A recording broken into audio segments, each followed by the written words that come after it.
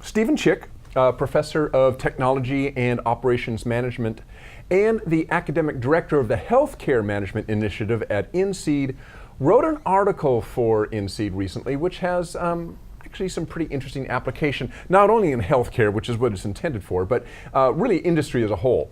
So the article was a better way to design clinical trials. And in this, Chick is promoting the idea of sequential patient trial designs over the current method.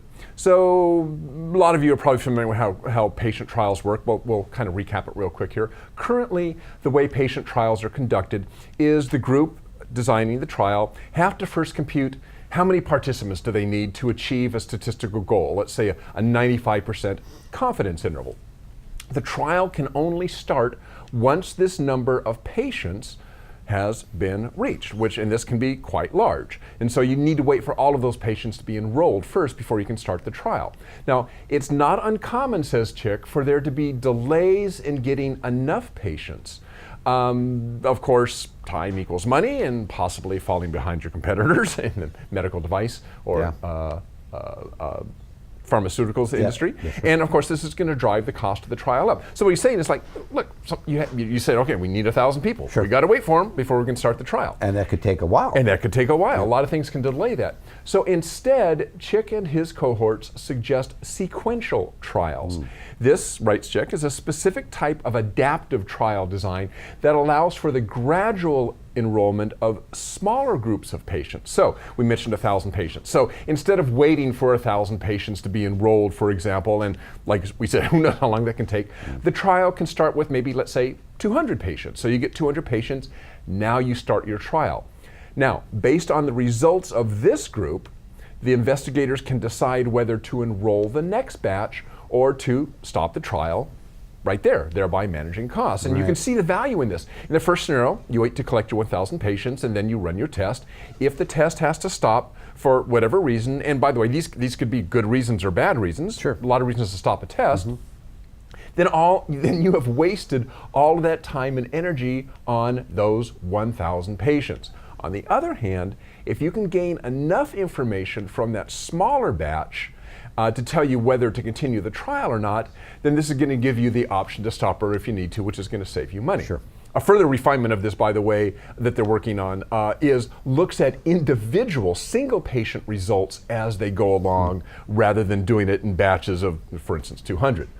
To make the go, no-go decision, their model, Chick's model and his cohorts, looks at patient outcomes in terms of medical effectiveness and cost effectiveness and some other critical factors. And you can read all about this in the article. I won't go into any more detail here. But the takeaway for the rest of industry is that this same approach can be used in business. So, how much data do you need to collect in order to make a decision as to when the development of a new product should be dropped or expedited? Right. Or how do you weigh the opportunity cost of potentially poor decisions made with too little information? That was going to be my question, yeah. Exactly. I mean, all managers want to innovate, right, and develop new products, but they also need to be mindful of their budget. So Chick writes that with the advent of real-time data, aided by cloud computing, determining how long to spend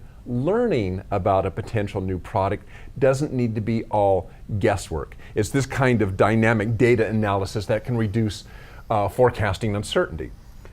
So this is interesting. Basically, what he's saying is, and what's interesting, this must not be normal in medical clinical trials. I do think this is somewhat normal within industry, is that you don't necessarily have to get all of your data and then crunch it and then make a decision. He's saying, look, there are ways, and this all involves a statistical methodology, which we didn't get into here. And that was going to be another one of my questions. Exactly. Yes, this is a statistical methodology that allows them to look at data as it's coming in, be forecasting on the fly as data comes in, and at some point, maybe if the data is too ambiguous, well, you have to continue with the trial. But sometimes he's saying, sometimes you've got enough data early on that it's so radical, oh, look, there's no need to continue, guys. We can stop right here. Well, I mean, it's analogous to forecasting on political elections. I mean, like many times they'll say, okay, we can project a winner with 1% of the vote. You're like, how could they do that? Right, but it's so skewed one direction. Right, you just know. But they just know the way precincts are. I mean, what I'm saying is that data analysis is such that you can learn a lot, or if it's ambiguous, you keep on collecting. I mean, the idea, I guess, is to have enough granularity in the data to really begin to show patterns that you can use to project or forecast whatever you have to do with that data. And which is useful because it is nice sometimes to know when to pull the plug. Right. Because I mean we've all either experienced yourself or read about those scenarios. It's kind of like, okay, you get to a point. Okay, well, do we keep dumping money into this? I mean, is it worth it? Boy, we've already spent $5 million on this project. Do we really want to?